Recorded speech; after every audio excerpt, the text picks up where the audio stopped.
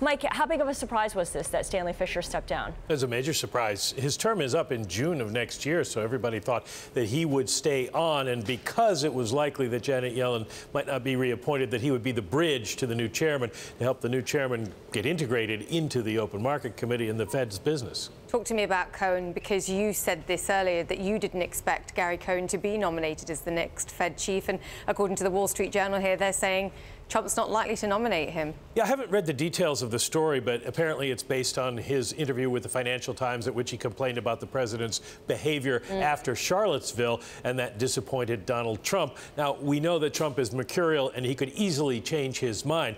What I was suggesting is that Cohn might not be the favorite that a lot of people think he is, because he is from Wall Street, which makes him somewhat toxic to some of the people in the Trump coalition, and certainly somewhat toxic to the left-wingers on the banking committee, like an Elizabeth Warren, who would have to approve his nomination. He's also a Democrat.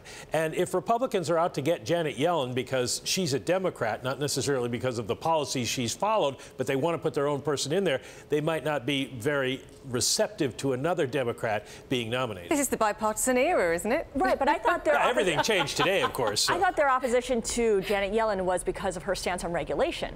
Well, that's part of it, and there was a lot of talk about maybe the speech she gave at the same time Gary Cohn was giving an interview to the Financial Times. The speech she made on regulation might have pushed her to the background, because she was basically telling Donald Trump, I'm not going to support the idea of rolling back much of Dodd-Frank. Gary Cohn, much more sympathetic to the idea of making regulatory changes. But if you were to look at it in terms of what's possible, I mean, the Fed rulemaking capability isn't that strong given the legislative parameters of Dodd-Frank. They can't do a whole lot. He's got Randy Quarles coming in, Trump does, and he's not expected to do a whole lot, not relieve some of the pressures that banks are complaining about.